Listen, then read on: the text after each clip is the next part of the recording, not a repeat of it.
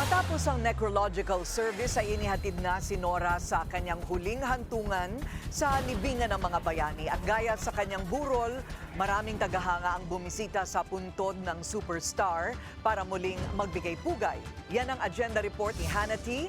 Live nag-uulat mula sa libingan ng mga bayani. Hannah, go ahead. Corina, dineklara ni Pangulong Bongbong Marcos ang araw na ito bilang National Day of Mourning dahil nga sa pagkamatay ni national artist at superstar Nora Aunor at naka-half-mast ang Philippine flag sa lahat ng government offices ngayong araw. Sa panahon ng puro mestiza at untouchable na mga artista, si Nora Aunor ang nagpatunay na pwede at kaya ng isang simpleng Pinay na maging aktres. Para yan kay Dottie na matagal ng supporter ng superstar. Alam mo, naging inspirasyon to ng maliliit na tao. Pwede palang mangarap. Naku, Ate Guy, pinayak mo na naman ako. Yun lang. Kaya lahat ng mga tao nabuo ito. Hindi mo akalain ng tatanda na bakit nandito pa. Kasi naging inspirasyon eh. Ang maliit pala, pwede palang umakyat. Naimpluwensyahan daw silang magkakapatid ng kanilang ina na nooy di raw mabubuo ang araw kung di mapapanood si Nora Aunor sa TV. Ang ibang fans ni Nora, binalikan ang kabaitan ng superstar nang dalhin na siya sa kanyang huling hantungan. Anong kabataan po ng nanay ko, pinanganak niya ako, mayroon na po akong nananaytay sa aking mga ugat ay isang dugong Nora Aunor. Lagi namin siya nakakasama at napakabait po niya. Lagi po siyang may time para sa mga fans niya. At hindi po siya nakakalimot magpasalamat sa lahat ng mga fans. Nasa libing din ng ilang mga malalapit na artista sa superstar, gaya ni Imelda Papin, Iza Calzado at maging sina PDP Laban President at Senador Robin Padilla, Senador Bongo at senatorial candidate at aktor na si Philip Salvador.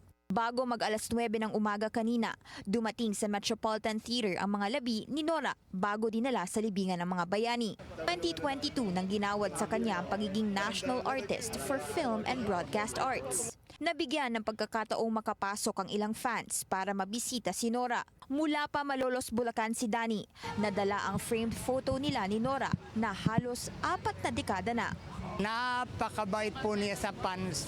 Hindi ko makakalimutan lahat ng naitulong niya sa akin. Pamasahe pag-uwi ako, nauubusan ako ng pamasahe pa uwi ng Malolos. Binibigyan ako 2 pesos pa lang noon, ang pinakamalaki na. Mama Guy, mahal ka namin. Alam kong masaya ka na. Love you, Mama Guy, love you. Dumalaw sa huling araw ng lamay si Pangulong Bongbong Marcos kahapon, kasama si First Lady Liza Araneta Marcos. Sinamahan sila ni Presidential Communications Secretary Jay Ruiz. Dumalaw din sa lamay ang kanyang kapatid na si Senadora Amy Marcos.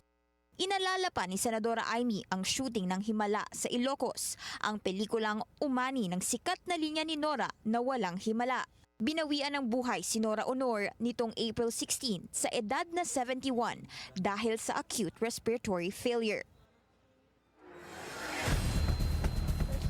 Corina, come and go ang fans dito sa libingan ng mga bayani hanggang ngayong gabi at katabi ng mga labi ni Nora Aunor ang puntod ng direktor na si Ishmael Bernal na naging director ng sikat na pelikula na Walang Himala. Yan ang latest dito sa Taguig City. Balik sa'yo, Corina. So ito, Hannah, ay open to the public, ano? Open to the public ba yan or is it a limited engagement? Yes, Corina. Actually, open to the public ito no, magmula pa doon sa naging necrological services sa Metropolitan Theater kanina. Hanggang ngayong gabi, meron pa rin tayong mga nakikitang fans na actually tumatambay dito sa tabi ng puntod ni Nora Aunor. Corina. Maraming salamat, Hannah T. Nag-uulat live mula sa libingan ng mga bayani sa Taguig.